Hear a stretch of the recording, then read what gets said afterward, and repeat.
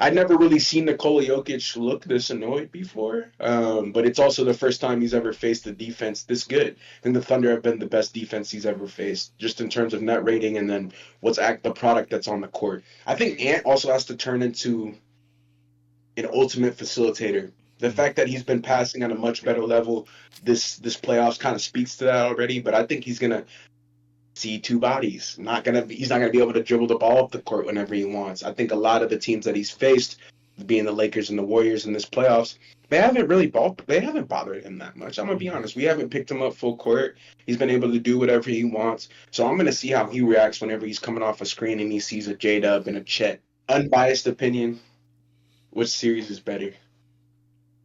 You're not a Thunder fan, bro. You just watch it for hoops. Yeah, I would probably say the Knicks, Pacers.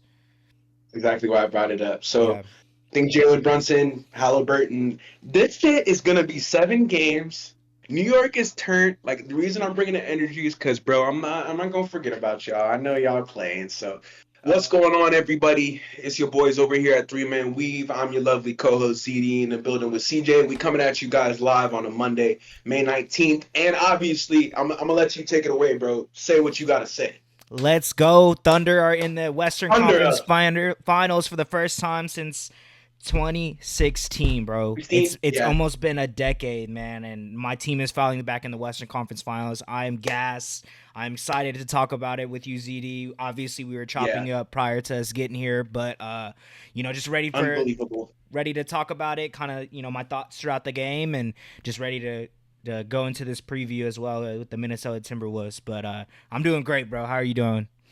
Man, I'm solid too, bro. Like I was telling you, like you were just saying, man, we chopped it up earlier about kind of how the game went and our thoughts. But, bro, to be honest, like I told you, man, I shed a little gangster tear because I don't think I've been as engaged with hoops in a long time. And me and CJ have said that on the podcast, but this has given us just even more room to watch and enjoy the game. And obviously, it was a blowout for sure, but I think the way that it happened, competitive first couple quarters, obviously, and then as the game kind of spun out of control, you could start to see the Thunder's dominance and everything like that. But just watching from a fan perspective, bro, I don't think you could be any happier. Yeah. Getting 7 games from the two, honestly, in my opinion, these were the two best teams in the West. I think for the Nuggets to take the Thunder 7 games, it kind of already says something about where they're at and just how short they were.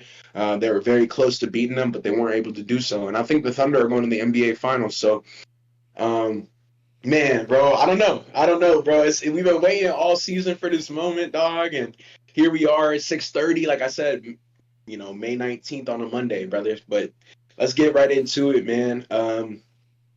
Like you said, bro, you were listening to it, so I guess if you want to start off, you can, but I can also give you my thoughts too. Yeah, yeah, for sure. So, kind of giving context behind how the day started for me, I actually overslept. I forgot to set an alarm, so I went into work late, and I would usually Yeah, be the L, yeah, right off the bat. But I usually go in at 6, and I didn't clock in until 6:30, so 30 minutes late. So I ended up staying a little bit later than what I usually would at work. So me, I'm like, well, I'm still gonna be able to listen to this or watch this game in some way, and on, like you said, on ESPN, or I have it on the NBA app. You're not yeah, able to watch the nationally televised games, but you can listen to whatever team's broadcast. So I was locked in, and I told you it just kind of reminds me of like just very nostalgia, like back like even when like there weren't like being played like on live television, you could just hear it flat through the screen radio. TVs and Yeah, like just like listening to it, and it's crazy. You brought it up, but it feels like you're at the game. You know what I mean? Because right, shout out to the broadcasters and stuff. They do a fantastic job for one. It's their job to talk and kind of like show y'all what is going on without y'all watching. So that is a exactly. crazy thing to do, and it just kind of put me into the moment. Like of course, like I was just kind of not doing anything the last hour of my shift because I'm like I'm already done, so I'm just gonna be chilling back here, locked in, bro. Was just sitting down listening to it, and like I kind of told you, obviously I didn't know what was going on. I couldn't see everything right, but I heard the broadcaster saying that we're giving up like open looks, like we're passing out of him, being very hesitant to take the shots. And obviously, shout out to Christian Brown, had a phenomenal first quarter. That's I just heard him, Christian Brown with the shot, and I'm like, Bro, oh fuck, yeah. that's all I kept Huh. hearing, bro.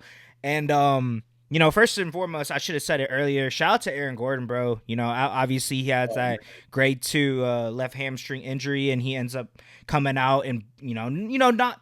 The fact that he's out there said a lot It's to enough. me. Yeah, like literally right before they get, or the day they're about to play, everyone's saying he's out, and then literally right before the game starts, he's gonna be playing. So shout out to him, bro. I think he's for sure like a Nuggets legend. You know what I mean? Kind of what he's done pretty much this whole playoffs, and I think this moment alone kind of just showed the fans like the type of person he is. And obviously, I think you said it in But his presser afterwards. He did it because he didn't want his nephews to see him like, oh, I'm not strong enough, or I'm weak because I'm not playing. But yeah, hell no. shout out to him, bro.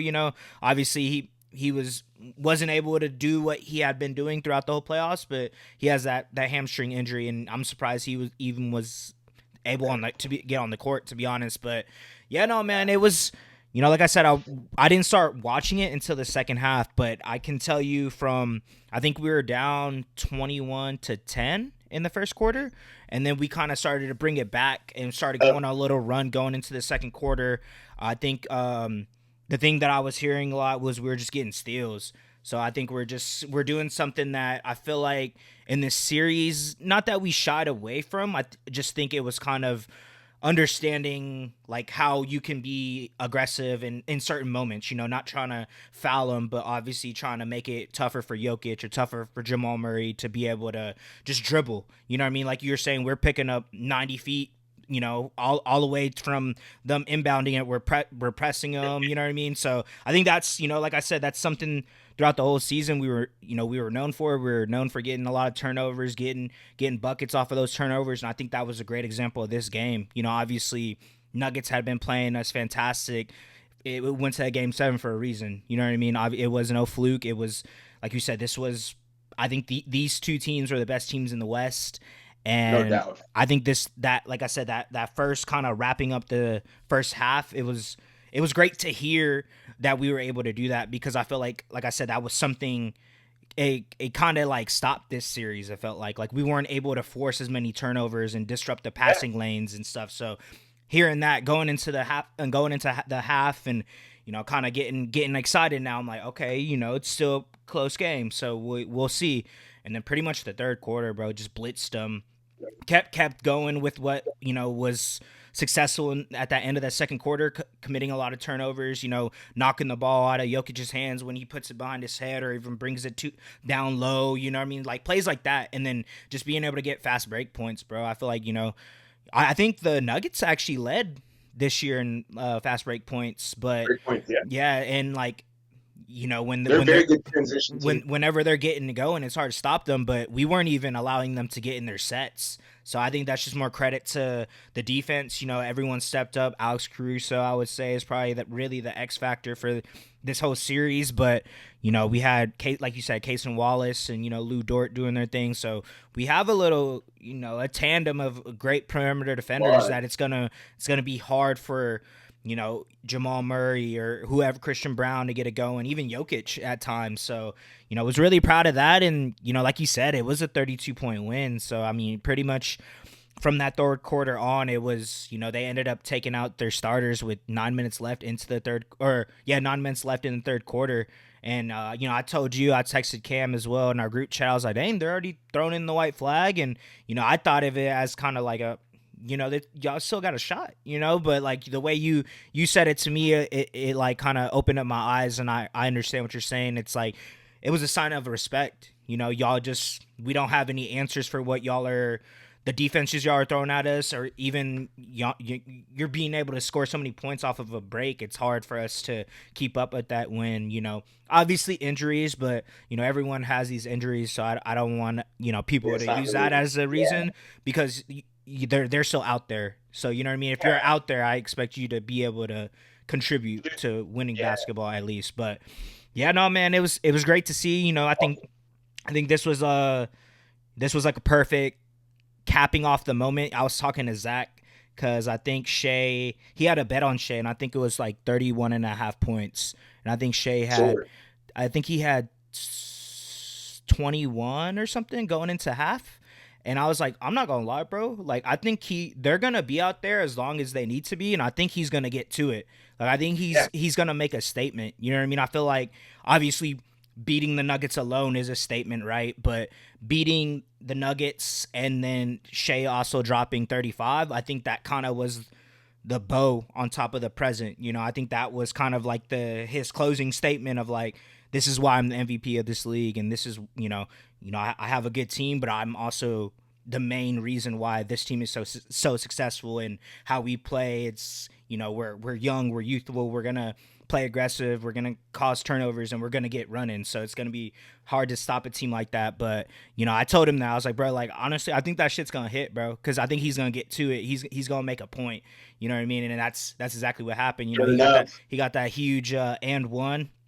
And I think that was kind of it, right when he walked off the court, chopped up the deuces and just MVP, bro. What more can I say, man? But like I said, super super great to see the way that Caruso has been able to play. Obviously, on going into the season, that was one of the people that was like, oh, he's gonna make a difference in the playoffs, and that's exactly what he did. You know what I mean? I see people still saying like the Josh Giddey, Alex Caruso trade, who won, and I would say personally we won, but I can see the other side where he's a great player, but Giddey is not It's an able to even do. trade. Yeah, Giddey was not able to do what Caruso was After doing. that. Like he's not Yeah. going to be able to guard Jokic. He's not going to be able to hit threes, timely threes. You know what I mean? So like In that's the playoffs, I don't think he's doing any of that shit. that's Even what I'm on the saying. offensive end, 30, 15 assists. I'm like, Yeah, bro. yeah, that's what I'm saying. So, but Oh, I think like you said, it's a pretty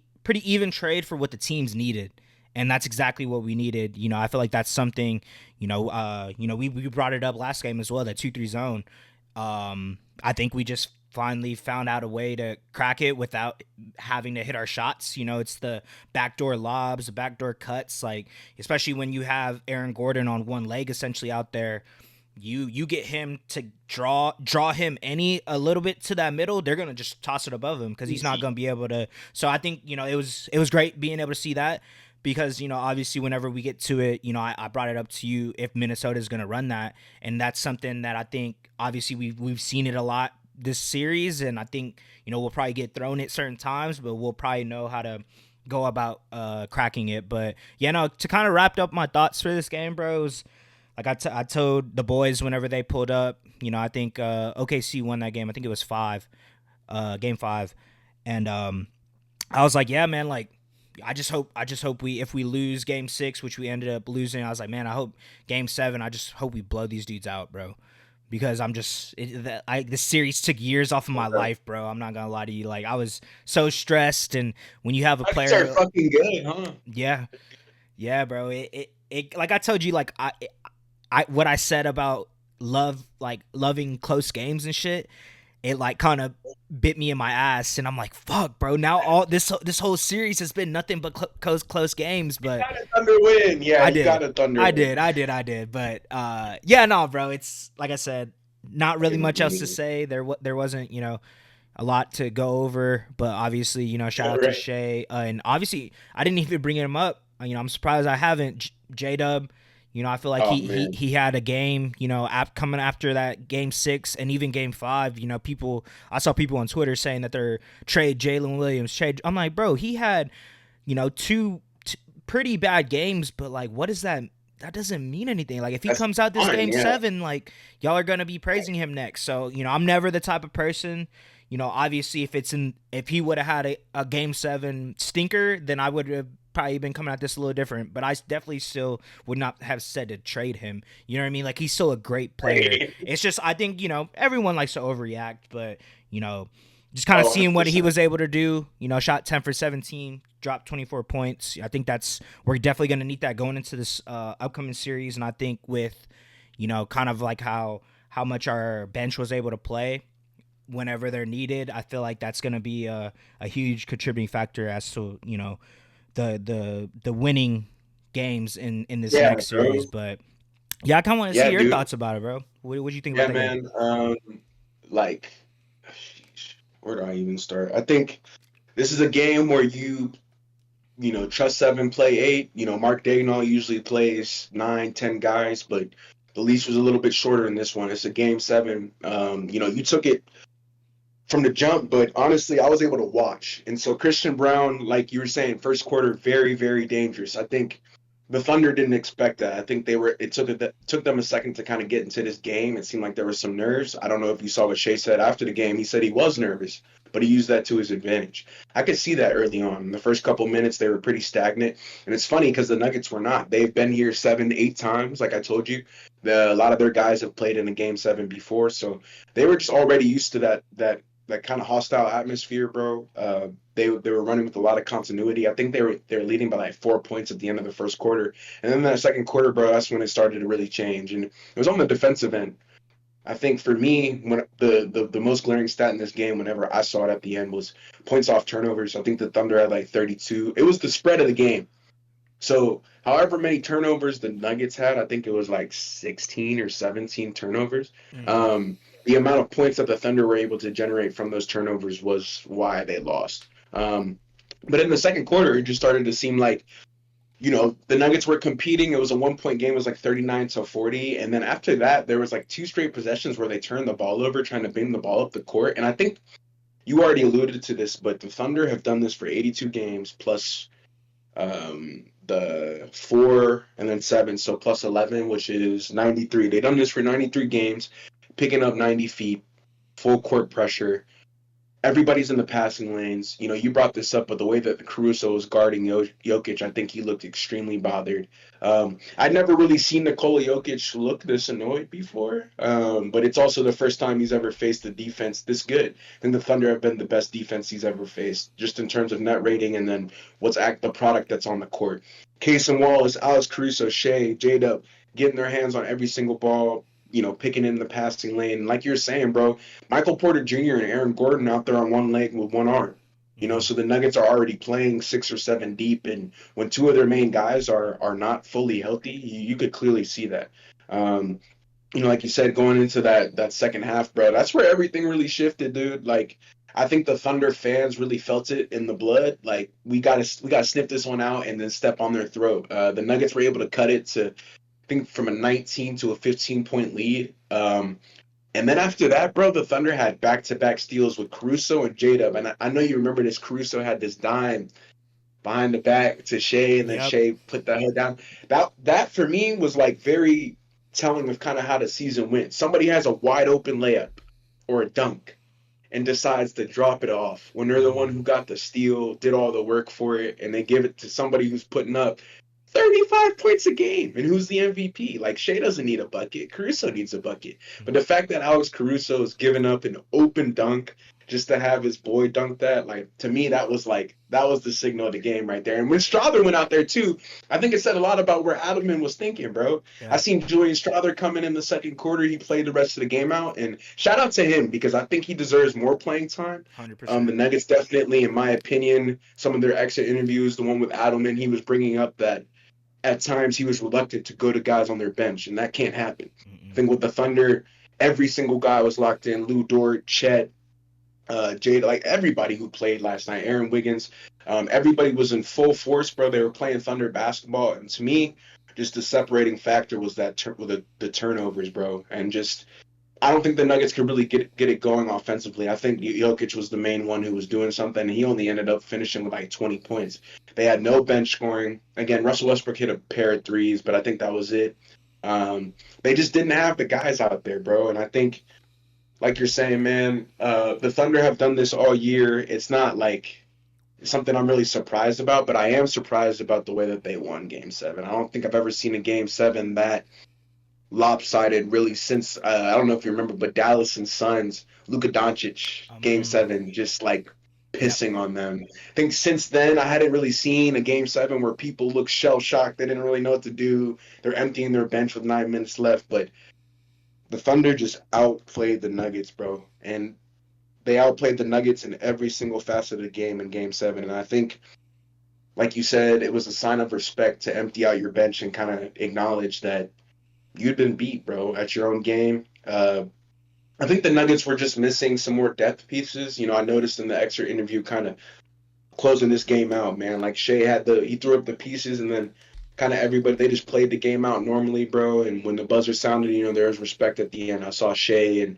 Russell Westbrook hugging, you know, I saw Shea talk to Jokic for a second, but um, going into the extra interviews, a lot of guys said interesting things. You know, you brought up AG talking about his nephew, how he wanted to be out there. You know, MPJ said something cool too, but he was like, I'm just trying to change the opinion of me that I can't play through injuries and that I'm an injured, you know, bag.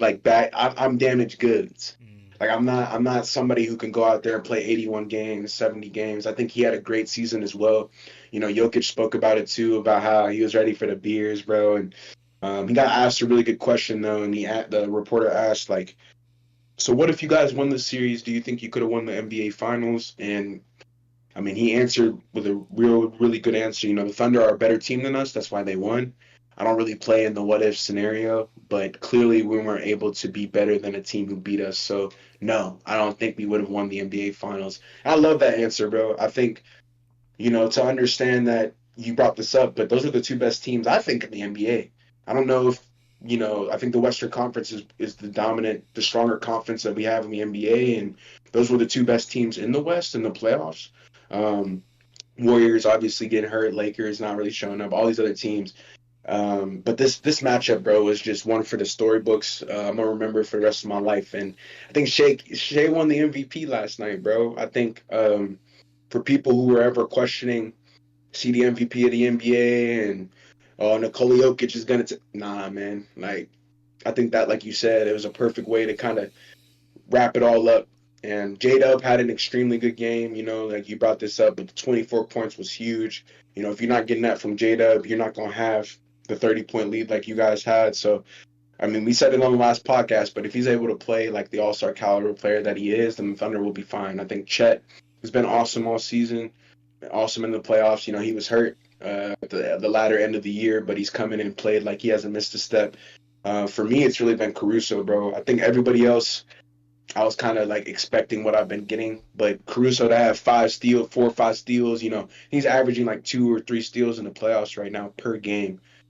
So when you have a defensive menace like that who's able to guard somebody else's best player, and again, I think he's going to play Ant, right? He's going to bother him. He's going to make sure that Anthony Edwards can't catch the ball and be comfortable and do all that. So I think the Thunder have now found their defensive stopper. It's a complete route. This series was very close, though. I think Game 7 was kind of just a testament of where the Thunder are at. And you didn't bring this up either, but Sam Presti, he didn't crack a smile the entire game, man. And I think that says a lot about where his head's at and kind of thinking going on behind the scenes and how dedicated and diligent the Thunder have been towards honestly their ultimate goal. Every team's ultimate goal, right? The Wizards, you said this, the Wizards have the goal of winning an NBA championship, but I think there's only 3 to 5 teams who can actually do so. Mm-hmm.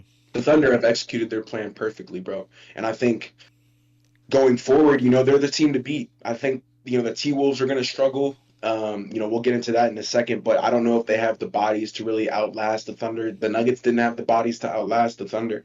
I think the Thunder are the NBA's darling, bro, and they proved that last night. If you were watching this game, man, it probably filled you up with a lot of joy, though, because I know I was super excited. I thought it was going to be a 5, 6 point game, and I'm not disappointed that it wasn't. I think I'm just happy that the way the Thunder were able to win, and honestly, I'm happy for the Nuggets too, bro. They had no reason to be there, really no business playing 6, 7 guys deep.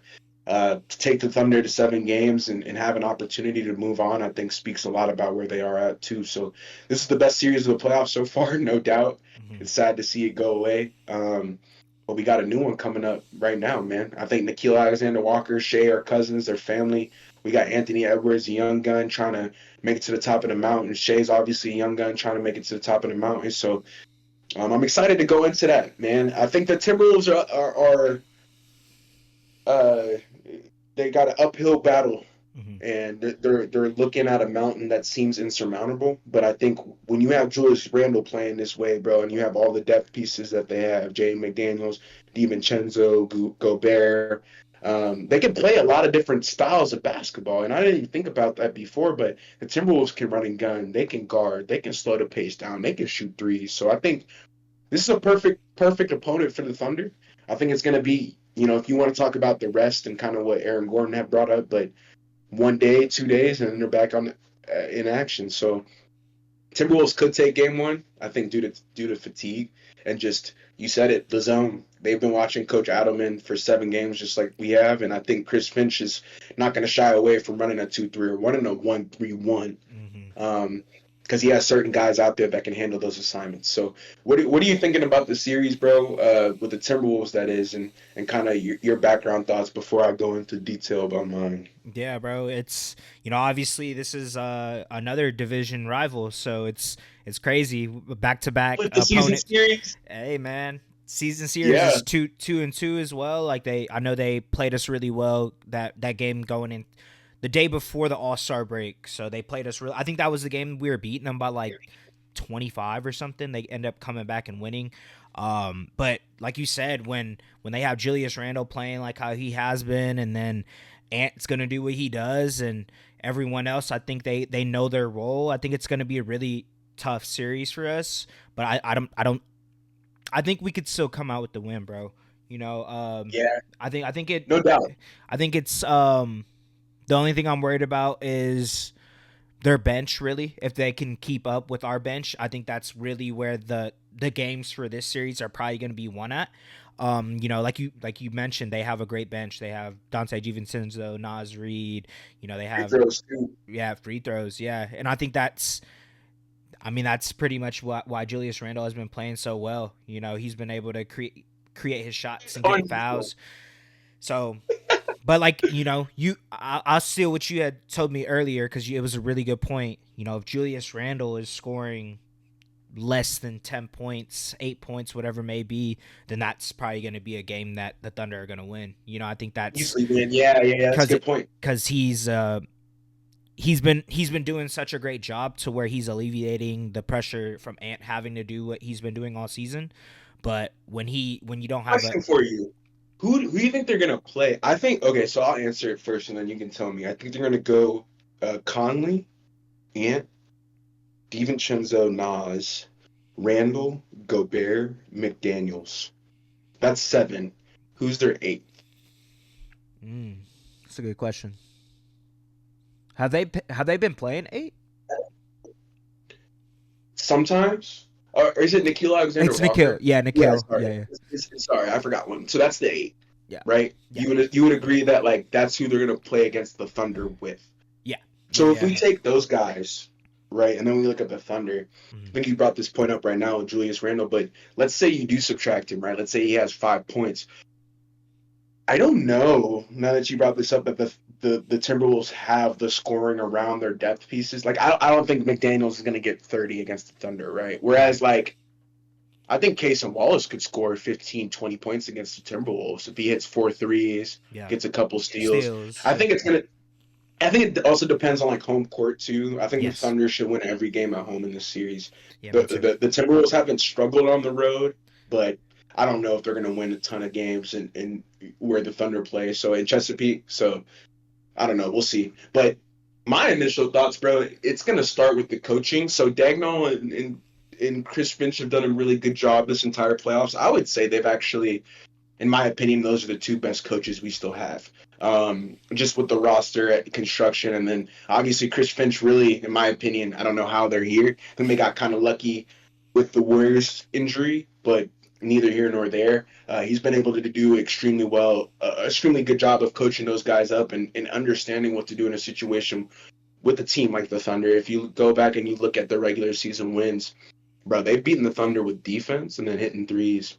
So I think DiVincenzo goes out there, hits 8 threes, right? You get a really good game from him or somebody who can hit some threes. We're not going to see Rob out there, right? Like, they're not going to have some pieces out there that they did have against the Thunder in the regular season. Yeah. But that's neither here nor there. I think DiVincenzo is going to be huge. For me, he's going to be the X factor. I think you're going to know like you said this, but Julius Randle, I think we know he's going to get 15 or 20 a game. To me, it's more about what Jaden McDaniels and DiVincenzo can do on the offensive side of the ball. I don't think DiVincenzo is that good of a defender either, so he's really going to have to step up, bomb threes away, and be ready. But I think Ant also has to turn into an ultimate facilitator. The fact that he's been passing at a much better level this playoffs kind of speaks to that already. But I think he's gonna see two bodies. He's not gonna be able to dribble the ball up the court whenever he wants. I think a lot of the teams that he's faced, being the Lakers and the Warriors in this playoffs, they haven't bothered him that much. I'm gonna be honest. We haven't picked him up full court.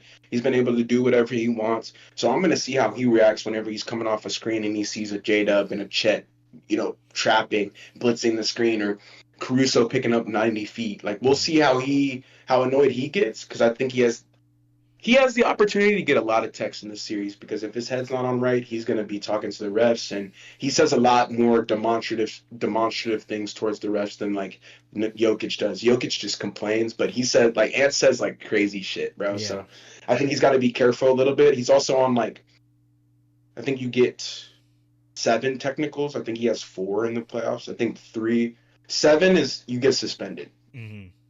So I think he has 3 more to go before he gets suspended. He's been doing better about it, but I think he led the NBA in techs this season, so that's why I'm bringing that up. Yeah, no, he's got to be he's got to be careful, bro, because I could see that spinning out of control a little bit.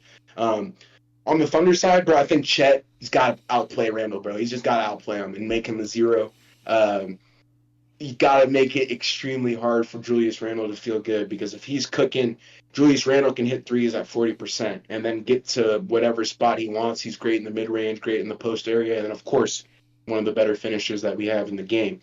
So I think Chet's going to have to compete on that side of the ball, bro, but he's used to it. Like I said, I'm taking him over Gobert any day, just because Chet can do so many things offensively that Rudy can't. But yeah, J-Dub, Caruso, I think Shea is going to obviously do well on the offensive end, but who is he going to guard on defense is my question. They're not going to stick him on Ant, most likely, so we'll see who he's playing. Maybe he goes up against Nickeil Alexander-Walker. Yeah, I can see that matchup. They'll probably start Nickeil Alexander-Walker, bro, instead of Conley. But Conley will play. Mm-hmm. Yeah, Conley will probably come off the bench. That would be a great, I would probably recommend that, honestly, because of the times that I've seen Nickeil Alexander and Shea go at it, he defends him really well. You think they're gonna start, and you think they're gonna start NAW, Nickeil Alexander-Walker, Ant, Randall, McDaniels? Who's their big, bro? Gobert. Yeah.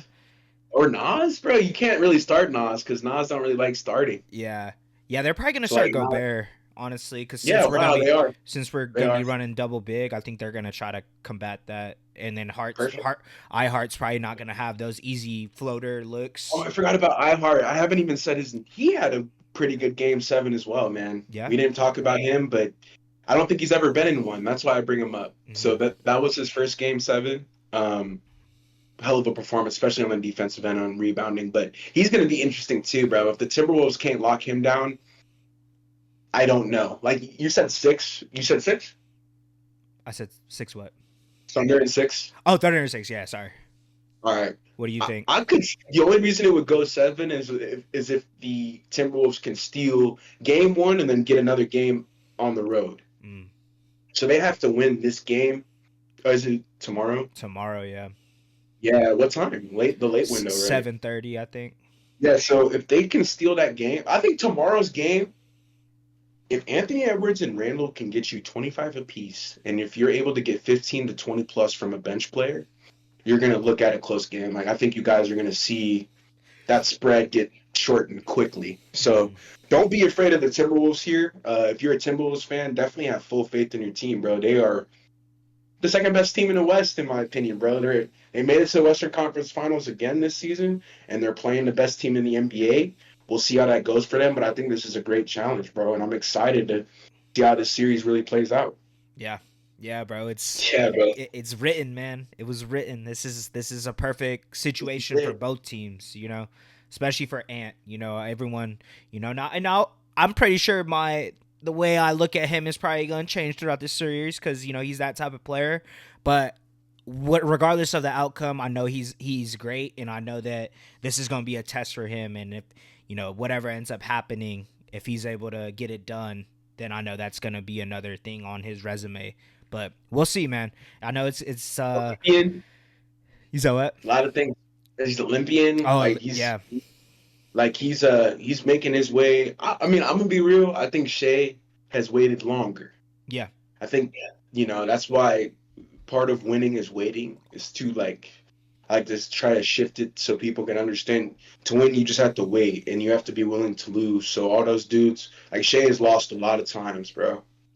Um, Even like when they were in the play-in, they kind of won that first. Like I remember when the Thunder were in the play-in, and like now they're here. I just think it's gonna be such a defensive battle. The Timberwolves are gonna have to really show us who they are, and they've done that all year, bro. But I think playing in Target, I just worry about them on the road. I think the Thunder can win a game on the road or two. I don't know if the Timberwolves can win in Chesapeake, yeah, but we'll see. yeah. We'll see, bro. I'm excited. How do you feel about the Pacers Knicks series? Pacers Knicks. I think. Yeah, we'll talk about that for a second. Yeah, I was gonna say. I'm excited, bro.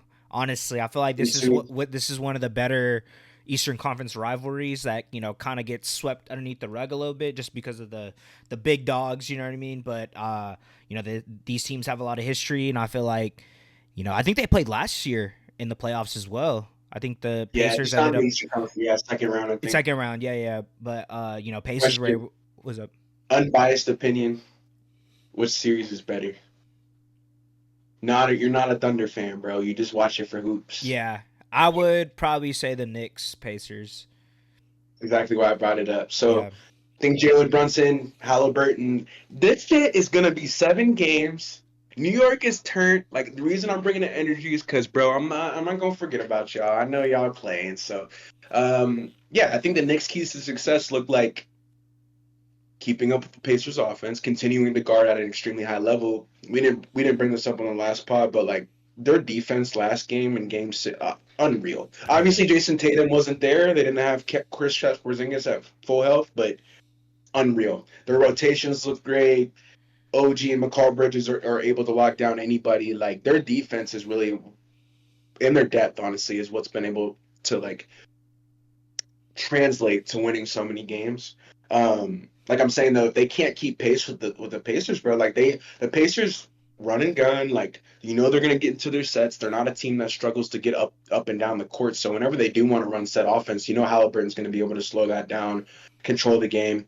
I think Miles Turner, I brought him up on the last podcast, but he's the main X factor of this series. If he gets going, bro, 20, 21 points a game, the Knicks are in a world of hurt because I think Cat at times has been kind of hesitant this playoffs.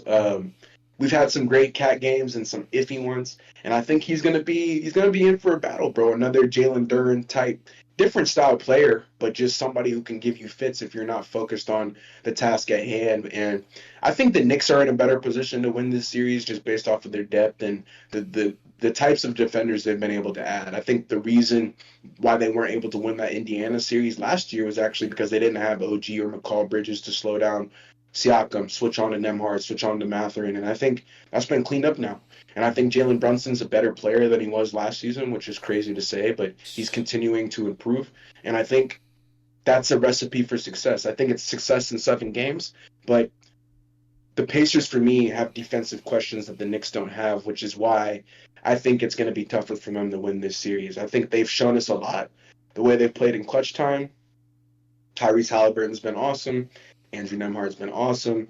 All of their pieces fit extremely well together. We brought this up too. Their exec and their GM deserves more credit. We don't really hear much talk about the Pacers front office, but they've done an extremely good job. And, you brought this up kind of before we started running the pod, but the 4 teams in the Western Conference Finals and the Eastern Conference Finals, I think the Knicks are the only team to win an NBA championship. Mm-hmm. And so, the Pacers are going to be playing hungry, and I think the desperation factor kind of plays into this. But we'll see, man. Like you said, bro, or like we all say, like it's never really a series until somebody can win on the road. And I think, bro, if the Pacers are able to win game run, my thoughts might change because I don't know if they're gonna win game one. I think they're like I would say pretty evenly rested. The Pacers have been waiting a little longer, but the Knicks have had a few days to kind of regain their thoughts and understand what's going on. And so I think Jalen Brunson needs to be a superhero in this series, but I think the Knicks have added the defensive depth and the offensive depth because OG and McCall Bridges can also hoop too as well. Mm-hmm. So I think they've been able to add the two things they were really lacking in last year's playoff series, and that's why they lost last year. So I'm gonna take the Knicks in 7, bro. And I think Andrew Nembhard and like Matherin and some of those guys, TJ McConnell, they still, to me, they're no like OG McCall Bridges, bro. Like they're Right. still not.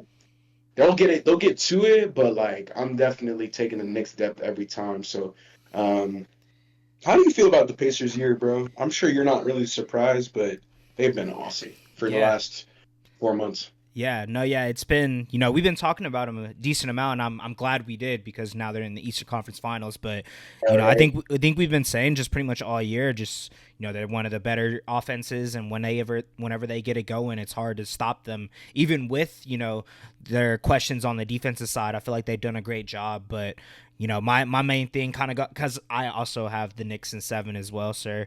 Kind of just going off of what you were saying. At one point, I want to kind of make known why I'm going with the Knicks. They just got Jalen Brunson, bro, and I'm not gonna lie to you. Jalen Brunson is slowly becoming one of my favorite players to watch in this league, bro. Just what he's able to do at his size is probably the thing that I'm most impressed with because, we have the Jokic's, we have the Giannis's, even Shea's, a bigger guard. And, Brunson isn't that. Brunson's like 6'1", you know what I mean? Like on a good day. So the fact that he's able to be so dominant, be the 30. player, yeah, get 30 every game, every series, and be the person to take those big time shots, and he's been knocking them down at a high level. One clutch player of the year. It's hard to go against a player like that. And then, like you said, when he has the defensive superstars right next to him, it hides him in his set. Yeah. Yeah, it's hard to combat for that because whenever you need a bucket, you're gonna give it to Jalen Brunson, but you're not gonna be able to expose him on the offense or the defensive side of the ball. So that was kind of my main point that I was thinking about in the series. And then as you were talking as well, I was kind of like thinking of other things.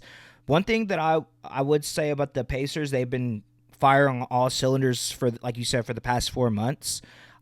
I just don't know if obviously the Cavs, right? They were a little down a couple men and stuff, but I was gonna You're say saying I don't know. I was gonna say I just don't think they faced a defense that the Knicks have. That's what I wanted to Right. bring up. But that's why I kind of brought up the Cavs because they had a DPOY. They were one of the best defensive Yeah, no, teams. they were But good. They were good. I think the way the Knicks play, and it kind of just embodies the city of New York and kind of the way they play. Just super.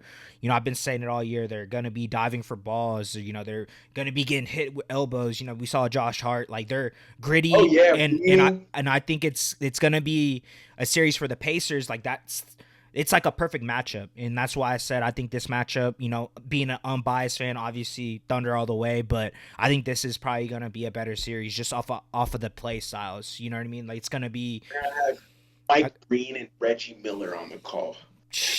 crazy.